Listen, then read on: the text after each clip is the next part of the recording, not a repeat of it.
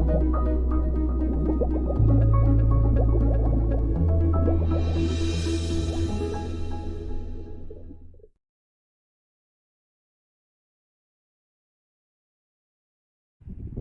guys, Jason here, back here at Kerner Pools Spas. Again, we're going to talk about how to reprime your pool pump if you end up losing prime.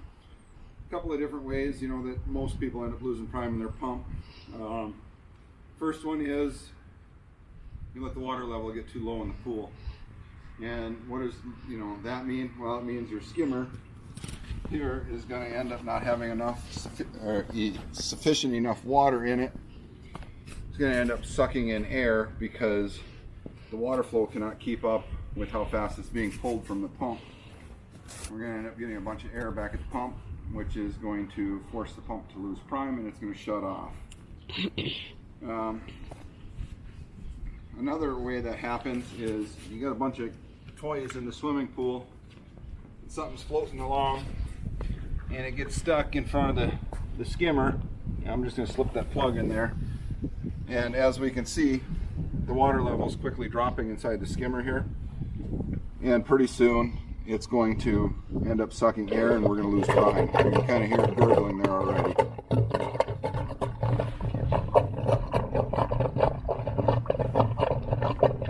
And here, within a half a minute or so with these IntelliFlow pumps, it's going to end up losing prime and shut off. And then we're going to have to reprime the pump, and we're going to talk about that here in a couple minutes. Alright, sounds like the pump shut off and we lost prime. So I'm just going to go ahead and remove that. So the first thing we want to do is fix the issue on why we lost prime. We need to bring the level back up in the pool so we're in that middle third of the skimmer. And when I talk about middle third of the skimmer, in the bottom third the water level's too low, the top third the water level's too high, the middle third is just right. So right in the middle of the skimmer is kind of what we're shooting for that water level.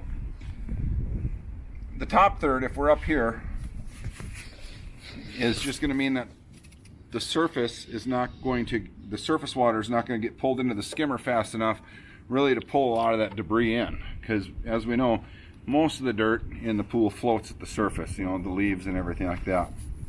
And so we want to make sure that we're getting good skimming action and it's pulling that debris in. If we're in the bottom third of the skimmer, water level's too low and we end up risking losing prime because the water flow going in can't keep up with the water flow being drawn by the pump. And this is the weir that's inside the skimmer. So we're going to go over and talk about repriming the pump because we've fixed our issue. We cleared our toys, or in this case the skimmer plug, from the front of the skimmer, and we're going to go over to the pool equipment pad and reprime the pump.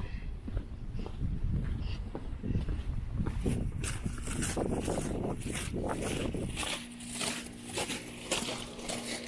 how do we know we lost prime from the pump?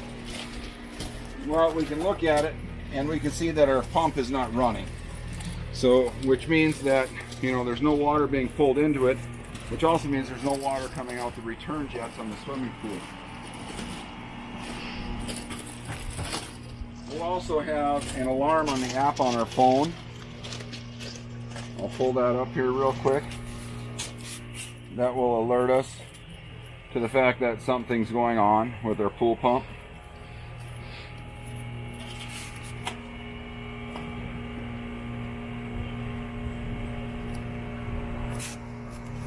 And here it says, you know, loss of prime on the app.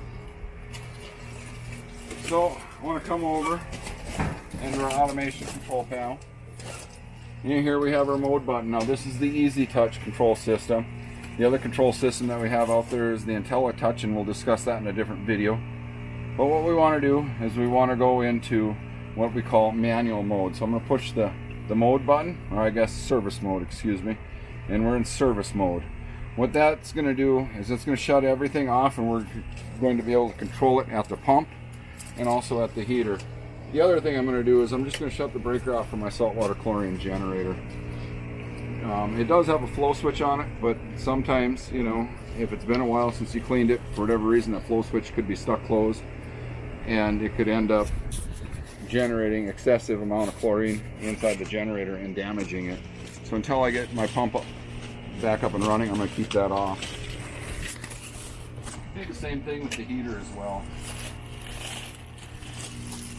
Okay, so now I can open up the control lid here for my pump controls, and on here it says alarm, priming dry. So I'm going to go ahead and I'm going to reset that alarm by pushing the reset button. Now it says 0 RPM. Next step I'm going to do before I do anything else is I'm going to take and I'm going to close off my main drain and my skimmer suction lines. I'm just going to close the blue handles by turning them so that they're no longer in line with the valve, they are crossing with the valve. Next thing I'm going to do is open up the lid on my pump. This is also a good time at that time to clear out any debris that's stuck inside the basket. Just do that every so often, you know, when you start to see a bunch of debris building up in that. Now, you can only really go in one way. I have seen people force it in other ways, but you want this opening facing towards the suction end of the pipe, and it'll actually sit all the way down in there. If you try to set it like that, it won't sit all the way down in. I've had people force it down in there and try to run their pool pump. This is supposed to be open so that larger debris that ends up getting past the skimmer can get trapped in here. Right now we're hearing some gurgling and stuff like that, and what's going on is the water inside of our filter is pushing down and it's going out the return line, and in general then it's pulling a vacuum coming back through the pump. So I have my garden hose ready here. You can do it a couple of different ways. You can use a bucket or you can use a hose, and I like to have a shut off here on the end of my hose. But while I have my two valves closed, I'm going to take and I'm going to start filling the strainer pot here on my pump. And I'm going to continue to fill it until I get water start boiling out the top of it. And then what I want to do to save me a bunch of repeated steps here, what I want to do is kind of crack open that main drain and let that water level fall, and then it's going to raise back up. And I want to keep doing that several times. So what I'm doing is I'm filling that 2-inch line with water, and any air that was left in the line is going to come up and bubble out. Now, I always start with the main drain because you really never lose prime because of the main drain. And so I use the main drain to start to prime my pump. So just by working it back and forth, I no longer have air bubbles coming up through the pipe and up. And also to save me a little bit of time later on waiting for the skimmer line, all the air to bleed out, I'm also going to try to fill that line with a little bit of water too. Again, I'm going to do the same thing. I'm just going to kind of crack that back and forth. And if you find these blue handles on these ball valves hard to turn, you can always use your 3-way valve here. So I'm going to turn it to where the off position is facing towards my skimmer. I can then open up this valve. So this valve now has this line closed off and this is open. This valve here, a lot of people find it's easier to float it back and forth.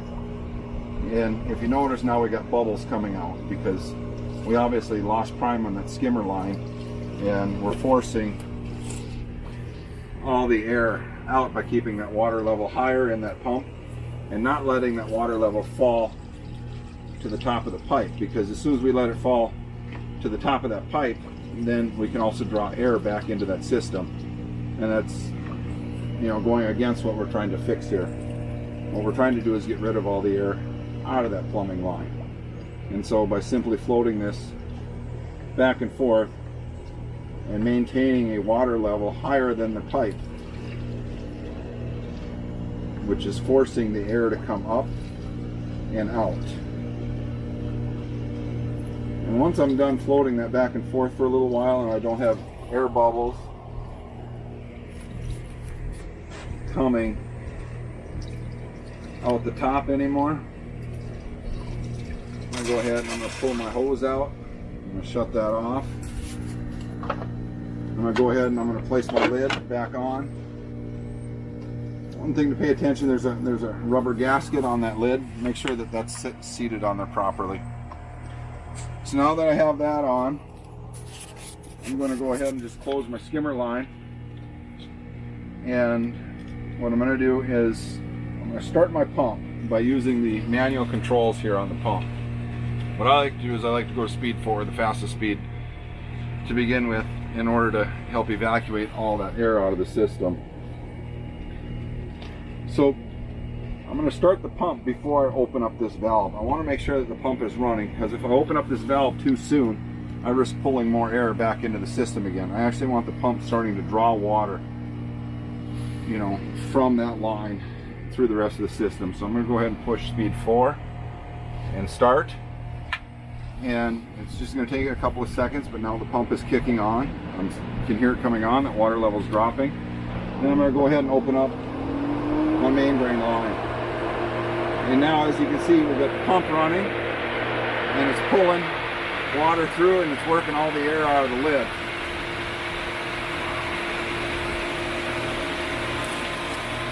Sometimes you got to repeat that process several times, and we're actually going to do that here.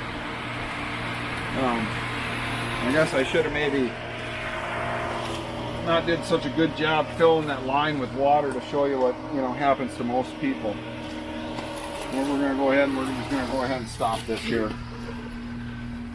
I'm going to force it to lose prime again.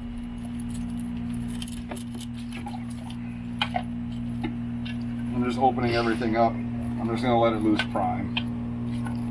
We're going to talk about, you know, how most people end up fighting it here. All right. Okay, I've come up to my pump again, and it's lost prime. What I'm going to do again is I'm going to turn off my main drain and my skimmer valve. Open up my lid. There's a rubber gasket that sometimes likes to fall off. We're just going to take and place it back around. You also want to ensure that it's not cracked up or tore or anything like that, because that could also be a source of, you know, losing prime, because if the pump's able to draw air and past that. So again, I'm going to take and I'm going to fill my pump up with water again until water starts coming over the top of it. Once my water level is starting to flow up over the top, I'm going to put my lid back on, close it, push speed 4 and start. And as my pump starts to come up on speed, then I'm going to open up my valve here again. Okay, my pump is going up, but I no longer have water flowing back in. I'm going to turn my valve off and stop the pump. I got a little bit of water coming out, but I'm going to refill that pot again, turn it on to start it again. Start. Pump's coming up. I'm going to open up that valve.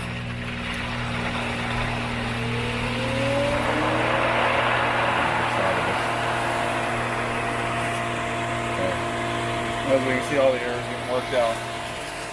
Once all the air is pulled out of my main drain line, then what I'm going to do, I'm going to go ahead and close this off so I can open up my skimmer line. I'm still closed here.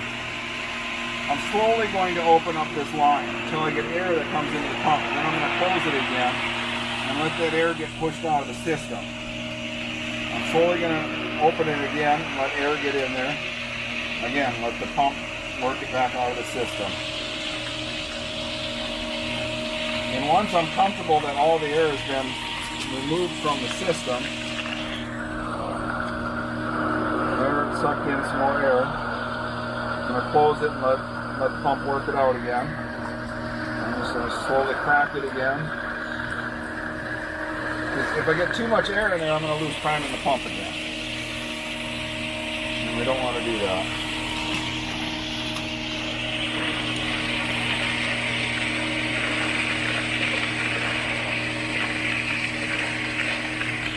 Kind of making a little bit of noise, it's sucking the air through. Now I've got my valve all the way open.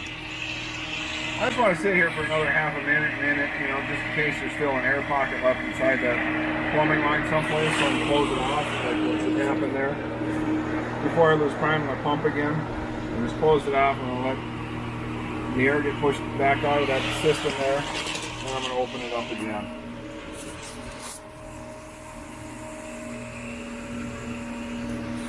Once it's been running, you know, not sucking in air anymore that you can see, you know, for a good 30-40 seconds or so, and I feel pretty comfortable that I got all the air out of my piping system.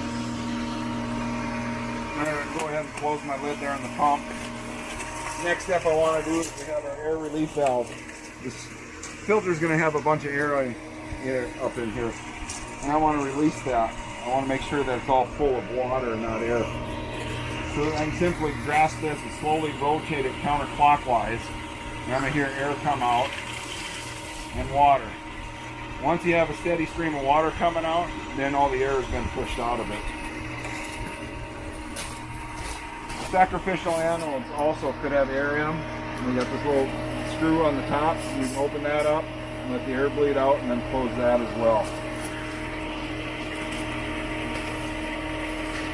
Once I've done that, I'm going to come back over to my panel. I'm going to push mode. I'm going to say timeout. I'm going to push mode again. It's going to go back into auto. Now your automation has taken over. I can go ahead and turn on my saltwater chlorine generator and my heater breakers. And we're back in service. Thanks for watching.